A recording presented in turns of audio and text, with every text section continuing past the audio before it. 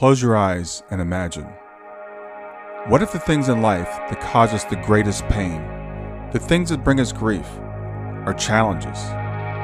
Challenges designed to help us grow, to ultimately become what we were always meant to be. We feel like we've been buried, but what if, like a seed, we've been planted? And having been planted, we grow to become a mighty tree. Now, open your eyes. Open your eyes to this way of viewing life. Come with me as we explore your true, infinite, eternal nature. This is Grief to Growth, and I am your host, Brian Smith. Hey there, welcome to Grief to Growth, where we explore the challenges of life, understand our purpose, and connect with the deeper aspects of our existence. Whether you're tuning in for the first time or you've been with us for a while, I'm glad you're here. I'm your host, Brian Smith. And today we're joined by Laura Hirsch.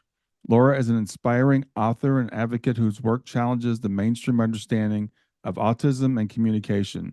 Her journey is deeply personal. Her son, Trevor, was diagnosed with regressive autism at the age of 3, and for many years he was a non-speaker. However, the story took an unexpected turn when Trevor discovered spelling to communicate, which is a revolutionary method that allowed him to express his thoughts through spelling. This breakthrough led to their co-authored book, More Than Meets the Eye, where Trevor shares with his journey about autism, but also his experiences as a musician, a horse whisperer, and even a medium. So we're going to explore how this mother-son duo is giving a voice to the voiceless and actually changing misconceptions around nonverbal individuals. We'll also talk about Laura's earlier works, including a book called The Other Side of Autism and also Widowed Too Soon, talking more about Laura's deeply moving journey through life and how her writing is empowering families, especially people with autism or families of people with autism, to look at it through a new lens, to look at grief through a new lens. And Laura's dedication to health freedom activism and her holistic approach to caregiving for individuals with autism make her really an inspiring guest. So make sure you stay into the end and learn how we can understand more about autism, mediumship, and all those things. And then join us at the community, grieftogrowth.com/community to continue the conversation after. And with that, I want to welcome Laura to the show. Thank you, Brian. What a wonderful introduction. Thanks for having me on. Yeah, I'm really excited to have you here. We started talking before we started recording, and I wanted to get some of that down because you've really had a fascinating life and your experience with Trevor. So start wherever you'd like and tell us about your journey. Sure. There's a lot to cover. Yeah. I'll start more at the beginning. This podcast is about grief, and I lost my first husband. We were together for 8 years in a car accident when I was 27 years old, which led me down the path to wanting to know more about mediumship, after death, and near death experiences. And I became a believer. I was raised Catholic in the Midwest. I didn't believe any of that stuff growing up. But once you lose somebody that's your best friend and soulmate, you change your perspective, and it just draws you to things you never would have explored before.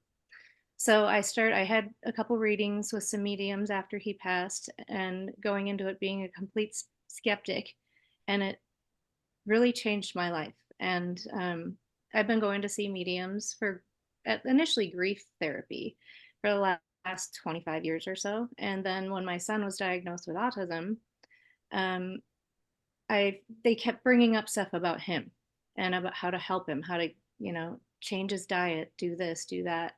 And so that led to so I wrote a book called Widowed Too Soon that you mentioned, which Mhm. was about the transformation and everything that happened with the grief process, including mediumship, because I think that's very healing for people, to connect and have that spiritual connection and know that they're always around and they're always helping us and taking care of us still from where they're at.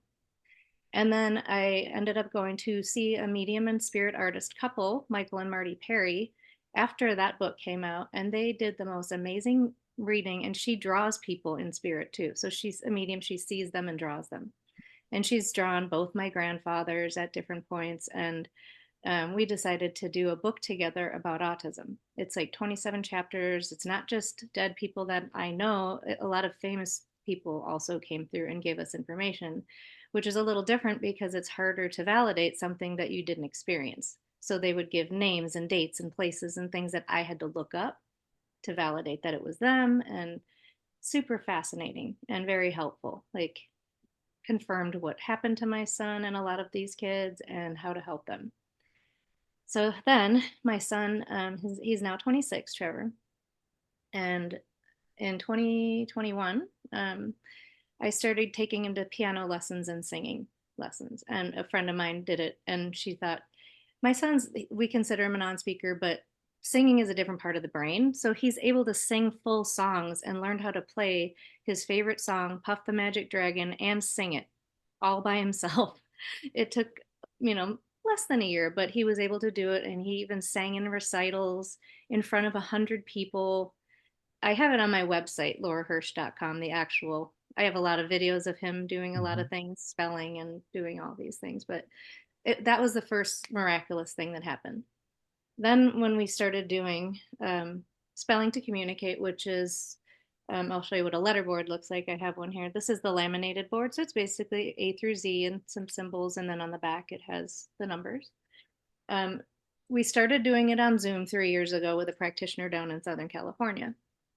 And you read lessons to the person, and they do such a great job because they presume competence in non-speakers.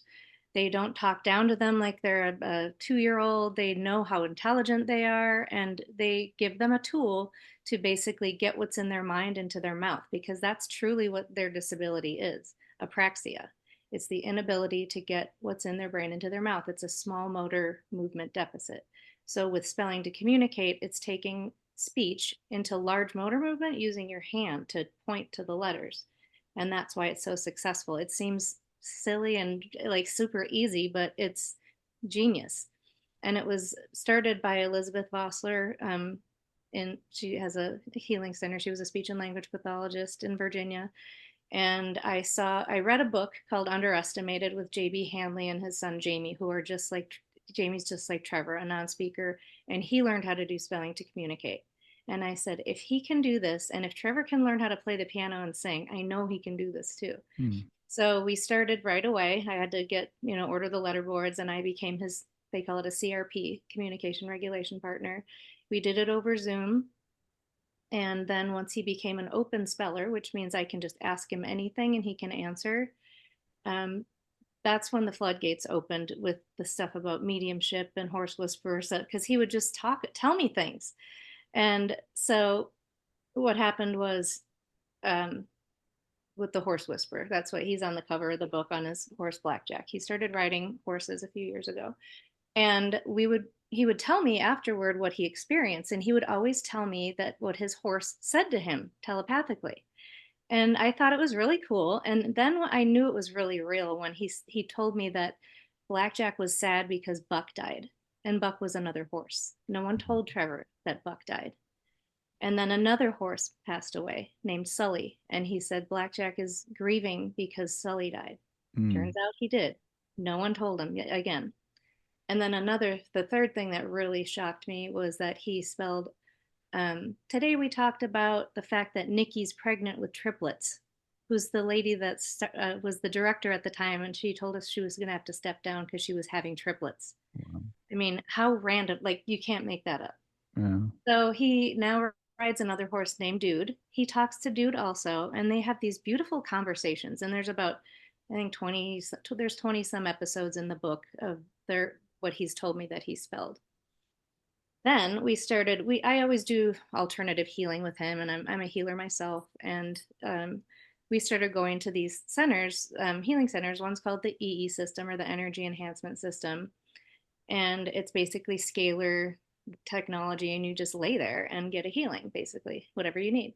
And then the other one's called the tachyon chamber, and it's basically a chair that you lay in, and it's got like a pyramid and sacred geometry above you. And again, you just get into this really deep meditative state, and they're both really awesome healing modalities.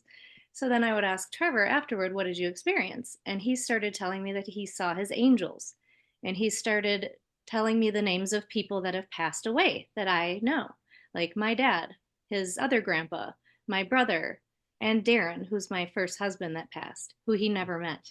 Hmm. He died 3 years prior to Trevor being born. And so every time he would tell me what they would say, and it was just very heartwarming. He was just giving us messages from them. And again, he's a non speaker and he's spelling this to me letter by letter, and just wow, blown away. So then when we were doing spelling to communicate, I said, Trevor, tell me an altruistic thing you would like to do in your life. And he spelled, I would like to write a book with you about my life to inspire others. Hmm.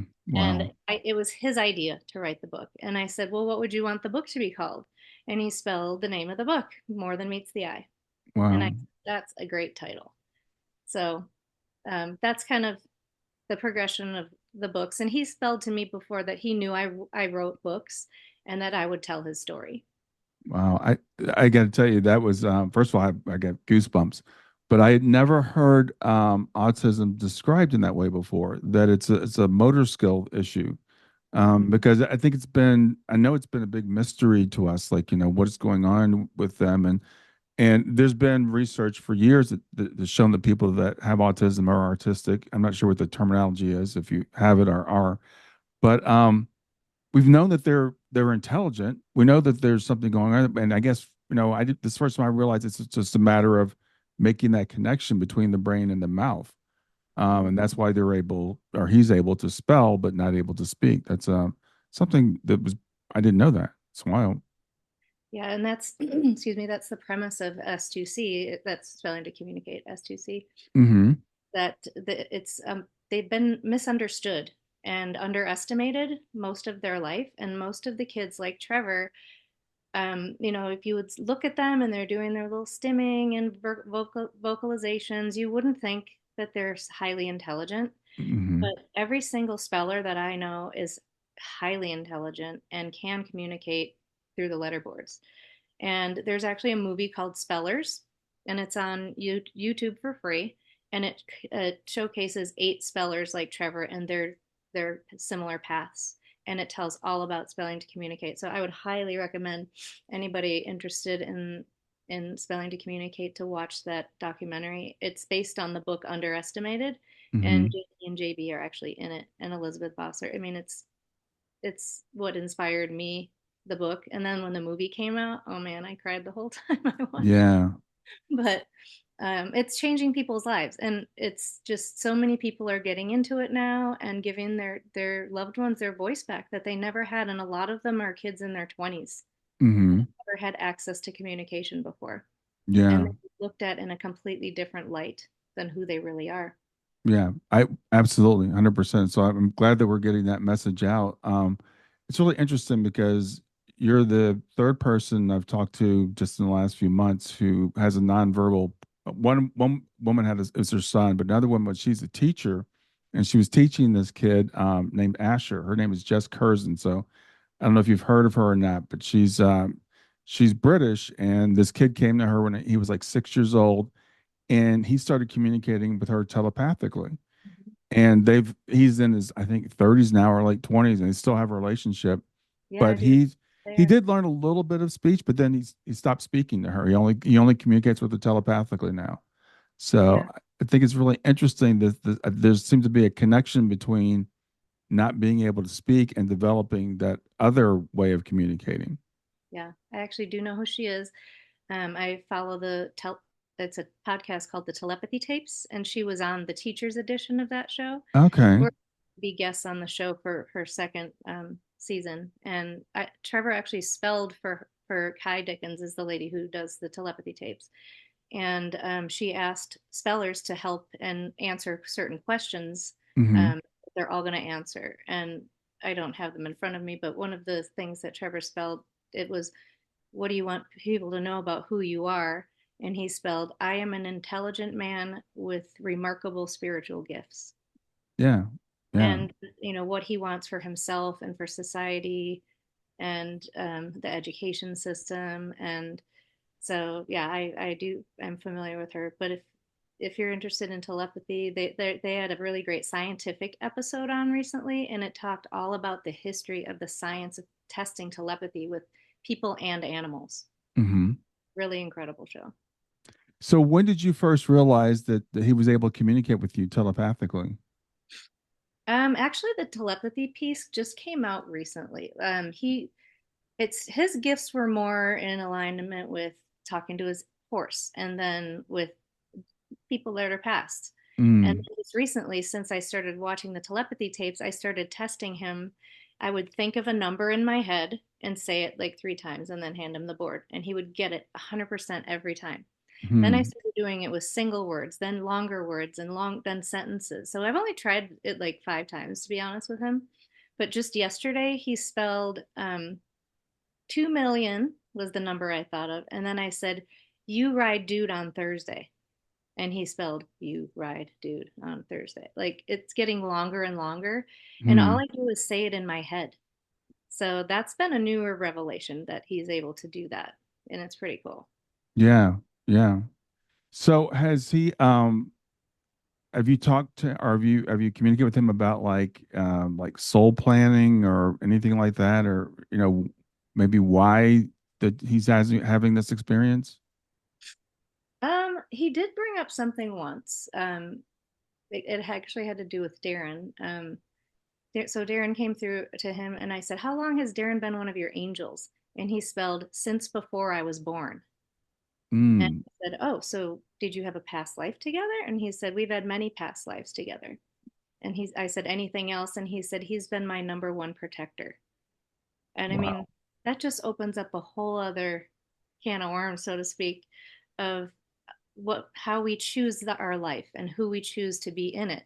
Right. So I said, "Did you know that you were going to have a pretty tough life and you needed a lot of help from the other side?" And he said, "Yes."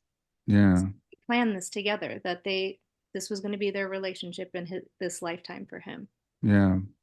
I mean, I think he's so proud of the fact that he wrote a book with me, and he wants others to do the same and follow in his footsteps and like see that anything's possible, and Hmm. he wants to help other people like him. So, and that's why I'm here and just sharing his message to get other spellers on Time board. for a quick break. Make sure to like and subscribe to continue to receive great content from Grief to Growth. And now back to the episode. Yeah. So how does that make you? You kind of said it, but I just want to explain a little bit more how that makes you feel to know that your husband who passed, and as you said, widowed too young. I mean, that's 27 is that's really hard. Yeah. But to know that that kind of set this whole thing in motion, and that now he's an angel for Trevor. Yeah. And a lot of people are his angels. And actually, this is another really interesting story I didn't tell you. My sister passed away during the writing of the book, and Sorry. she lived in Chicago. So she got really sick and just had to be put in a medically induced coma and never came out of it. And Mm, she used to teach Trevor ABA therapy. She came to Nevada and lived with us for 2 years and got trained to do what's called applied behavioral analysis, and was one of Trevor's tutors. So they were pretty close. They had a close relationship, and she always loved him and was, just adored him. And so after she passed, my mom, I got her to go get to Chicago to say goodbye, and I had to take care of Trevor, so I didn't get to go.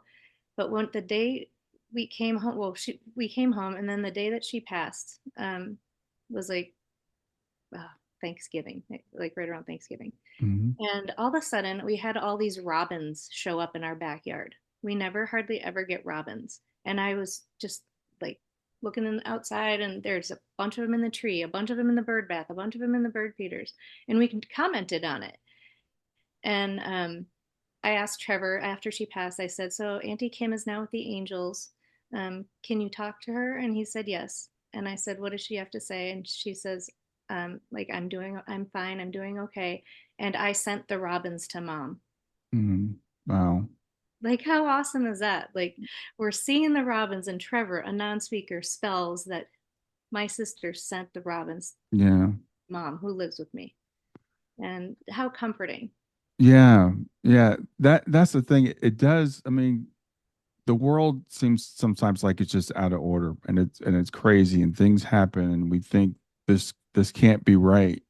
But seeing the connections, and seeing the pattern, and seeing what this is leading to, it gives me a lot of comfort. Hopefully people listening is going to give them same amount of comfort because I'm just like I'm blown away by it. Yeah. And I mean, there's a lot of different phenomenon that happen around when people pass. Like we had, um, the, I think it was right around the day she passed also. I have this in our loft, we have this LED book. It's a TV stand and it has LED lights on it. And they kept going on by themselves. And Hmm. I'm like, what the heck? Who keeps turning these lights on? And then the TV went on by itself a few times. And I just kind of knew it was her, messing with me. And then I was telling you yesterday, I went and had a reading with a medium at a psychic fair here in Reno, and I Hmm. never had one with this person before. And so my dad brought through my sister, and she admitted that she was messing with the lights in the house. Wow. Yeah. So just another huge validation that, okay, that's her. And then she brought through my brother who passed, my brother-in-law who passed came through. So it was just, it's, to me, it's very comforting. It's very natural to be able to still connect with them when they're no longer here. And I mean, I have story after story after story I could tell you, but Yeah.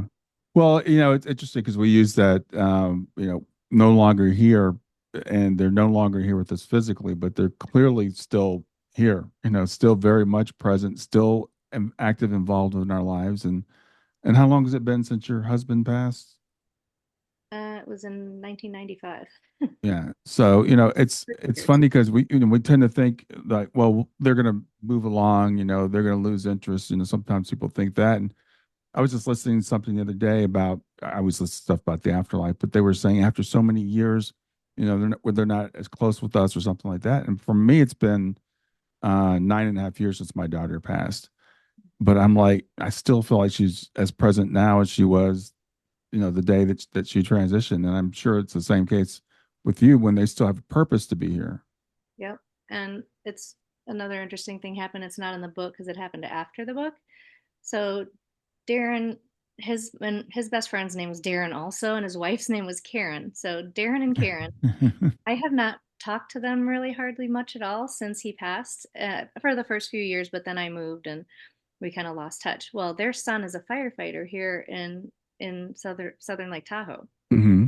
We're coming out to visit him, and we got together. We went to lunch, and Trevor was at home just getting upset about something, and my mom was here with them.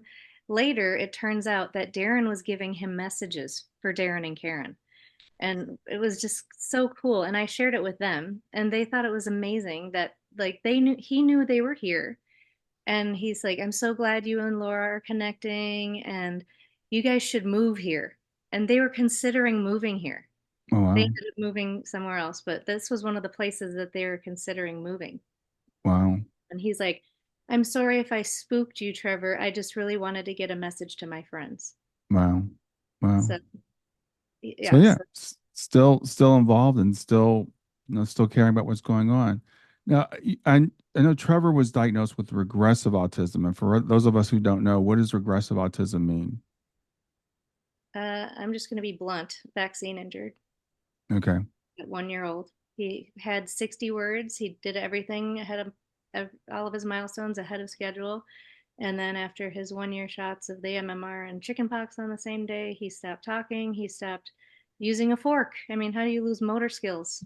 Mm, His first birthday, he was eating I have videos of his birthday, had a fork, using it. Second birthday, using his hand. And it was just, we didn't know what happened. We didn't know for a long time, right. Right. actually. And once I figured it out, I changed everything about his diet. I cleaned up everything. I went totally holistic, and we did all kinds of therapies and treatments and hyperbaric oxygen therapy, homeopathy, helped him tremendously. But the one thing that he never got back was language. Mm, And he had some words, he had some language. He, did applied behavioral analysis for years, for his entire life, where you sit one on one and work with somebody. So he was taught the same thing over and over and over and over. And here's this super intelligent human being that's right. like just going along with the program because no one knew how smart he is. Wow. And if you read the book, like the lessons that we did are age appropriate. They're probably more college age, like words that most people probably can't spell. He just knows how to spell. I don't know Hmm. how he knows how to spell. I don't know. The craziest part too is once you get into prior knowledge questions. So it starts out in spelling to communicate with just spelling words that were in the lesson. And then, like, you read a paragraph and then you ask them questions, some that are Hmm. known, some that are prior knowledge. First, it's just spelling words, but then words, stuff that's in the lesson. Then, when you get to prior knowledge, it's something that's related to the lesson but wasn't talked about. And it's just things in life that you would know being a human being, like name another Great Lake, name another mountain range, who is a member of the Beatles, and Hmm. just stuff like that. And that's where you know that this is legitimate, because no, it wasn't in the lesson. He just knew this. And then they start asking open questions, which are his thoughts. And Okay. then creative writing, which is longer, thoughts like, tell me your opinion on this. Yeah. And, now that he's open, for a little while, we didn't even do lessons, because he said, I already know how to spell, Mom. I don't need to. But it was less things that he wasn't interested in.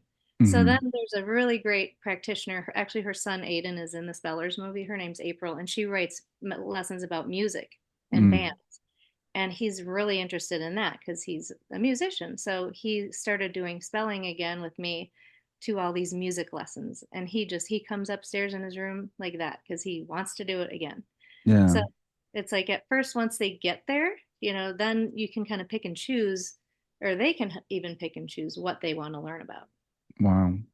Yeah, it's this is again crazy. I just interviewed someone. It's not even out yet. It was like 2 weeks ago. And her son was vaccine injured, and I think he was around the age of 1, and so he never learned to write or to walk, and couldn't speak. So yeah, that's just, I don't know, coincidence, synchronicity, or whatever. But I just interviewed her, and it'll be out soon. Oh, wow. I'll have to listen to that. So what is Trevor's life like on a day-to-day basis now? I like to say he's living his best life now. He's not in school anymore, so he can kind of do what he wants. And he always tells me the things that he wants to do. Mm-hmm. So he sleeps in late and we go get lunch or whatever. We sometimes just go visit the horses. He usually rides once a week. Mm. He likes to just go see them. And he can talk to them telepathically, just even when he's not riding them. And Mm-hmm. I say, so what the horses say today? And he's always telling me what they say, and he's just standing there near them. It's very, very cool. But we go on trips. We go up to Lake Tahoe. He loves Lake Tahoe. Mm-hmm. He likes to swim. Just doing things that he likes to do and enjoy. And then we usually come home and do spelling to communicate, or play the piano and sing, because we have a piano here at the house. And Mm-hmm. usually once a week we'll sing. He usually sings Puff the Magic Dragon twice, and then he and I sing like 3 or 4 songs of his choosing together that Mm-hmm. are recorded in the piano on a stick. So his teacher had a piano called a clavinova, and so do we. So you can take a stick and record it on one end, and then put it on in the piano on the other end, and Yeah. the voice and the music. So then we can just hit the button and sing with her. It's really cool. So Yeah. yeah, so he's just, living his best life and trying to inspire others. Yeah. Now, did he ever, or have you discussed with him? You were talking about the lessons before, and I can only imagine how frustrating that must be for somebody who's intelligent but not verbal. And did he ever say, like, you know, did he talk about being frustrated in the past, or? I asked him, what was life like for you before and after spelling to Mm. communicate? He Mm-hmm. spelled before spelling, I was so frustrated. Afterward, I am finally free. Yeah. Yeah. Yeah. So this understanding of autism as a motor issue as opposed to a cognitive Cognitive issue, disability. Mhm. is that understood by medicine now, or is that something that's still not generally accepted? It's starting to get out there. For instance, Trevor's functional neurologist, Dr. Randall Gates, he's been seeing Trevor since he was 15, Mm-hmm. mostly because of seizures. He started having seizures when he was 15, and he helped us tremendously with that. And I ended up actually working for him as an assistant for 3 years. Hmm. And he has seen Trevor's whole journey through being a non speaker to now spelling on a letterboard. We took him in for a visit, and Trevor said he wanted to bring that letterboard to spell something to Dr. Gates. And he spelled to him, "Thank you for believing in me. I love you." And Dr. Gates started crying. He's just this big, like 6'5", like athletic kind of guy. And he just was in tears. And so he actually ended up doing the forward to our book Mm, because he's seen just how different. And he says, I always knew that Trevor had some special gifts, and it's so great to see them now. And he's changed his complete attitude on non-speakers. And like everybody is, once you see it, you can't not see it. yeah. So So Trevor spells with you with the board, and it's not electronic or anything. Is anybody working on a way to make that easier so he could communicate with others? yeah, so some spellers are using keyboards now, so they can type what they're spelling or Hmm. saying, whatever, and then hit play, and it says what they spelled. Okay. So that's not everybody wants to do that. I've asked Trevor before if he wanted to learn how to type, and he Hmm. knows how to type, but it's actually more motor planning. So just there's 26 choices on the letterboard, and there's like over 100 on a keyboard. Right. Plus, you have the feedback from the keys. Right. So it's like a seesaw. Like if the cognitive's higher when the motor is lower, and vice Okay. versa. So when there's more motor choices, then there's the cognitive has to work a little harder. Hmm. So he did try a handheld keyboard for a while, and he said he just prefers the letterboard. And I so 26 letters is equals infinite possibilities is a Hmm. saying we used to see. So Yeah. some kids never like do advance from that because they choose not to. There is, however, some new technology that's coming out where it's you can do it. I forget what it's called, but it's on the IASC website, which is i-asc.org. That's the Spelling to Communicate website, and they have Hmm. all the science on there where they use a headset where you can use your eyes to point to the letters instead of a hand. Right. So there's a lot of new technology coming out also that's going to help our spellers communicate Yeah. easy, so that you could even bring it to a doctor's office and have them, because I just bring the letterboard and he just spells to me. Right. Um, but to get other people to be able to spell with them.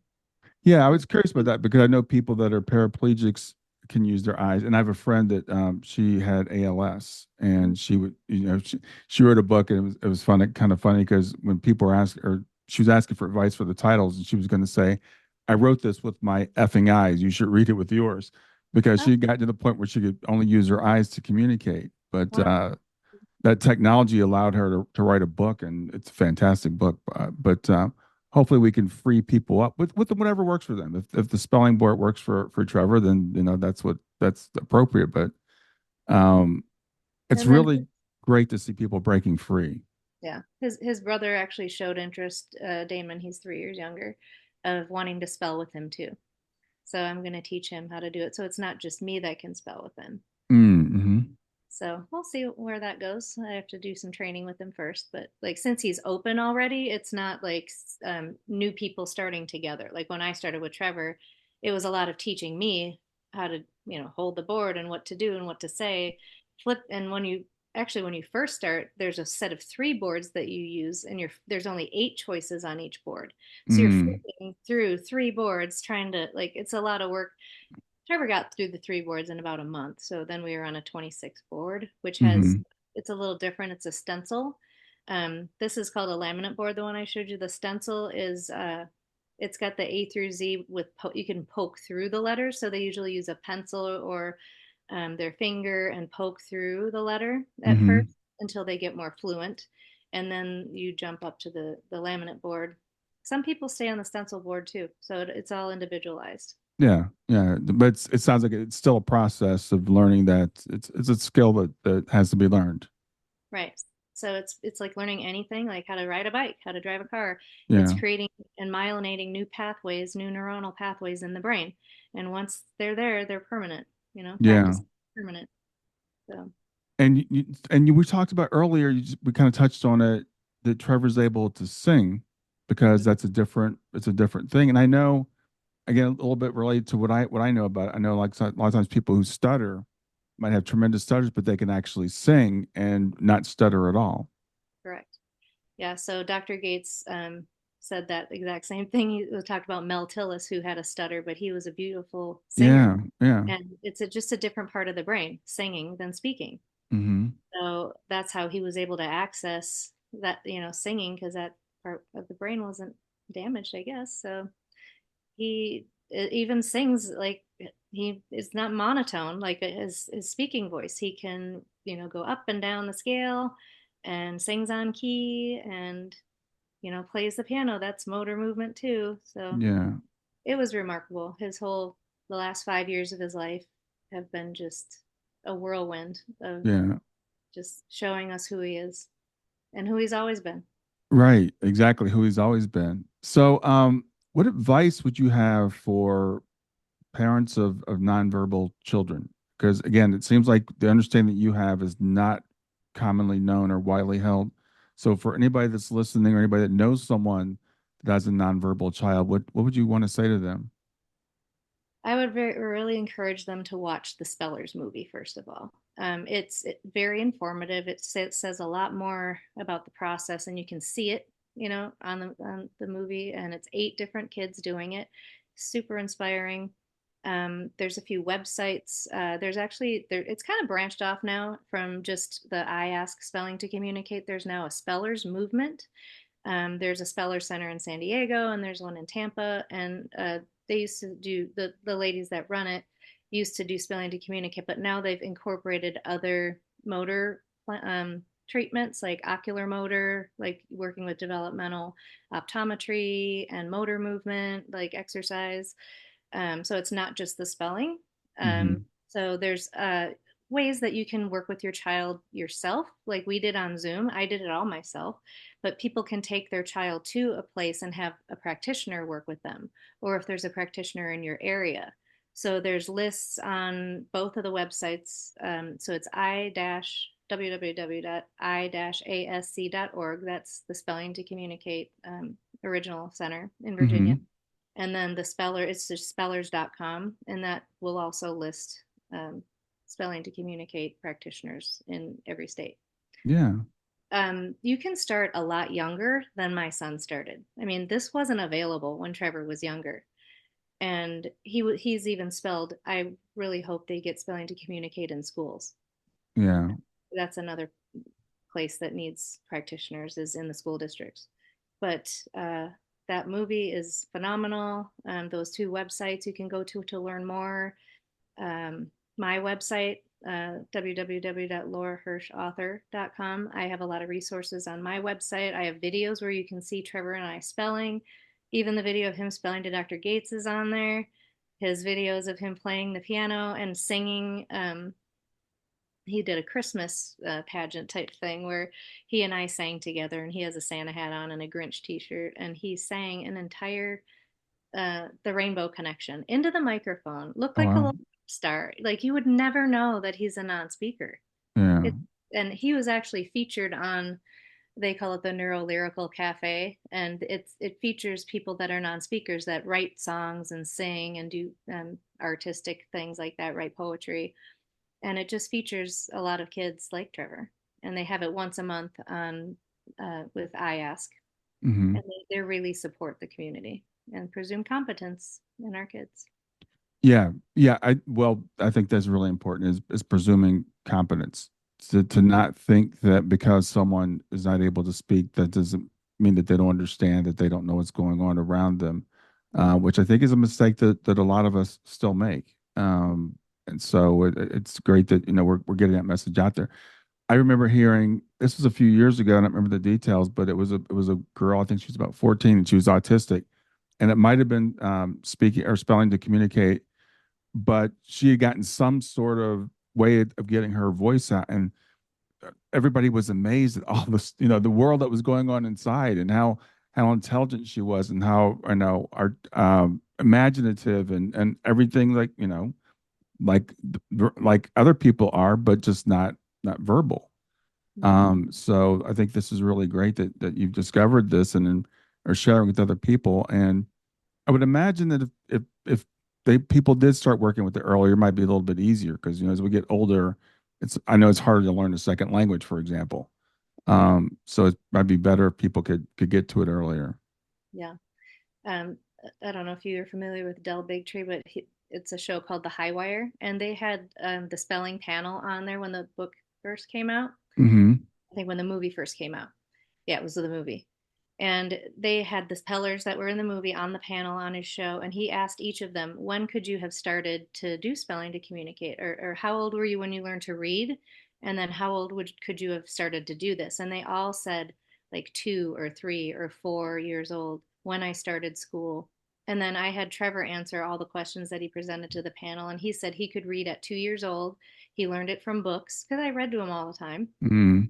And he said that he could have started this when he was in, like, I think he said 8, like at second grade. He Yeah. could have started it. So this is available now when it wasn't. I mean, this has only been available for, I don't know, 5 years, 8 years, not long.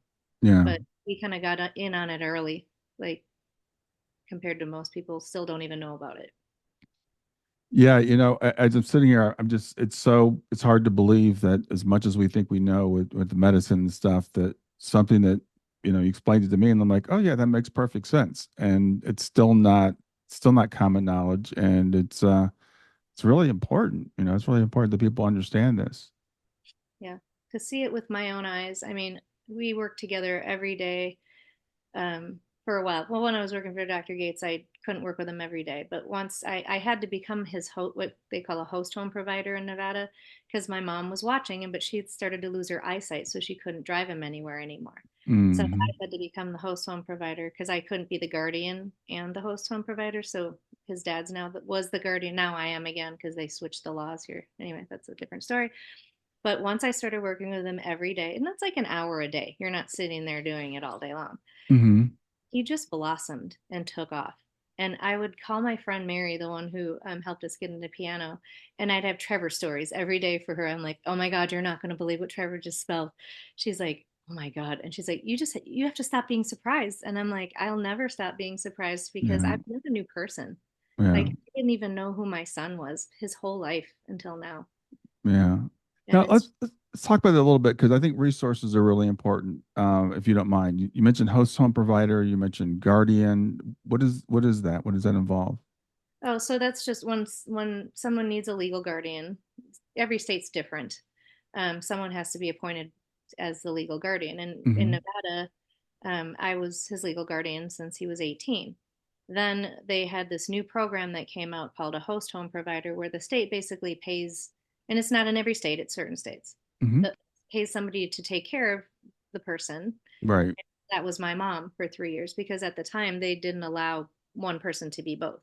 Right. Right. And they, once she couldn't drive, I had his dad, Trevor's dad, become the guardian for 1 year, and then I was the host home provider. Then they allowed both, so we both are now his guardian Yeah. and still his host home provider.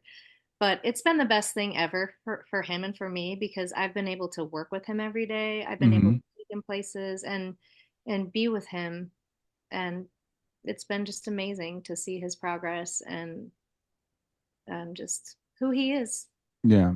Well, I wanted to bring that up because sometimes there are resources available to us that we're not aware of, and I've heard a little bit about, and again, unfortunately it's state by state a lot of times, but sometimes if you have someone with a severe disability, they will allow you to they will provide for you to stay with them, and I Right. think that's so needed. It's so important. So I I want to let people know, check out, see if that's available to you.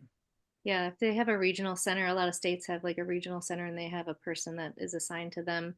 They can ask them because a lot of times they don't tell parents that it's available. I didn't find out, I found out from another parent. Hmm.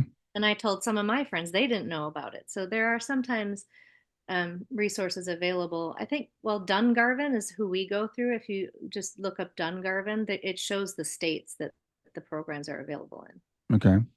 post home provider benefits. And it's usually done through their Medicaid. Yeah. Now we talked about your husband Darren and Trevor having this arrangement. How do you feel that you and Trevor? What was your arrangement like in terms of this life? That's a good question. I've never asked him that. I mean, I would assume that we had past lives together for me to choose to come in as his mother in this lifetime and have this be such a challenge for both of us. But now Hmm. it's come full circle. And all the struggles we had gone through over the years, um, just not that they go away, but it makes everything worth it to just see him come into his his true essence as a human and what Hmm. he came here to do. And I feel blessed that I was able to be that support person for him. And we'll see where it goes, but yeah, I never thought this would ever happen in a million years, that this would be a way I would be able to communicate with my son. Yeah, well, I'm really glad that you found it. I find it's really interesting. As I said, I've had experience with people that have had children that um, required their care, for the rest of their lives or whatever. And sometimes people look on the outside will think, "Oh, that's a terrible burden to have," and they'll feel sorry for the people. But and I don't want to speak for you, but I can say almost everybody else I've talked to, and I'll let you speak for yourself, has been like, no, this is a great blessing. This is really, and I've seen how it's changed people's lives in a positive way. Yeah, definitely. I mean, he is just the most angelic human, just kind. I can't even tell you, like his essence is just so pure and Hmm. he's so innocent, and it just, but he calls himself a light worker. Oh, does he? Yeah, he said Yeah. it a few times, and I can see that, and he's got a lot of spiritual gifts that I didn't know about, and I wouldn't have known until he started spelling. Hmm. Every time we go to, like, we just went down to the EE system. It's in Gardnerville a couple of days ago, and I said, what did you experience in there today? And he spelled, I saw green and purple tints, and I left my body. I went out of my body. And Hmm. I said, where did you go? And he said, heaven. And I said, well, what's that like? And he spelled miraculous. Hmm. Wow. So he's spelled about heaven before, like that, and he's said that he's gone out of his body before, and Hmm. so he's not just telepathically talking. I think physically, it's like a dream state. Like you go there, you see around, and he's spelled once. There are colors here that we don't have on Earth. Wow. So it's just so interesting to just pick his brain and ask him all these questions. Like, I don't think another normal spelling partner would think to ask somebody these questions. But because of my background with mediumship, with, grief, and Hmm. then knowing that he's tapped into that world, I'm so Right. fascinated. I just like can't wait to ask him more things. Yeah. Yeah. Absolutely. And and again, I think by not being our being verbal sometimes gets in the way, right? So we're always trying to become more mindful and to quiet our minds and to meditate and all that stuff. But when you're not able to speak, I would imagine that you're able to probably turn inward a lot easier and slow your thoughts down and reach that level that most of us struggle to reach. Yeah, I think he and a lot of other kids just like him have been doing this their whole life Hmm. because they had to learn that skill. Like they weren't connecting with people here, so they had Right. to connect somewhere else. And he has spelled that to me. He said that he's been, and a couple other spellers, like on the telepathy tapes, have said that they go to this place in a different state of consciousness that they call the hill, and where they all get together and talk telepathically to one another and share things, like teach each other things. And Right. Trevor said, I've been doing this most of my life. And there are like, I think he spelled 500,000 people that go to the hill, and he does it when he's sleeping. Oh, wow. So, I mean, there's different levels of consciousness that I think we're just learning about, that these kids have been able to do this their whole life. Even as a child, I remember he would laugh. I'd be giving him his bottle, and he'd look up at the ceiling and just start laughing hysterically, like he saw something up there. And it was, Hmm. I'd look and I didn't see anything. And finally, I asked, he was playing peekaboo with his little Elmo and laughing. And I go, who's up there? What are you laughing at? And he said Darren, like Darren, like with a W. Oh, And he was wow. like 2 years old. He hardly had any words anymore because he lost most of them. He'd say like Momo, Baba, Dada. Like he'd repeat syllables So what? mostly. Yeah, you said Darren. He had never met Darren. No. Yeah. Wow. When he was a little kid, he showed that he was connecting with him somehow. Right. But Right. I didn't know how much that connection involved until he started spelling. That's wild. And it's funny. This is total aside, but we were on the couch with my dog the other day, and she just starts staring off into space and panting. And I'm like, she does it sometimes. And I've other people have had dogs. You've probably seen it too. Your dog looks like they're looking at somebody, and I think that again that nonverbal we develop telepathy, and And I know kids come in with it. They come in seeing angels and guides and stuff like that, and then we kind of talk them out of it. Right, exactly. Until someone tells them, no, you're seeing things. That's not there. There's nothing there. But I never did that with him. I always encouraged that. Um, One interesting thing happened. We were in what's called the tachyon chamber, and Hmm. the lady that has it had just put a tapestry on the wall behind where the person's head is, and it was of Archangel Michael, and it was new. And Trevor didn't. I didn't think he saw it, but he had gone in the other room when I was saying goodbye to her, and I'm like, "Oh, that's a really cool tapestry." And I go, "Is that Archangel Michael?" And she goes, "Yeah, I just put that up. It's beautiful."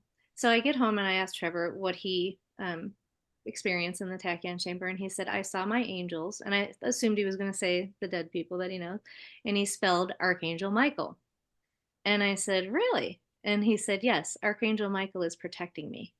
Hmm. So, I mean, he didn't hear us talking about the tapestry because he was in the other room. Hmm. And I texted her and I told her what he spelled. She's like, "Oh my gosh, that's amazing."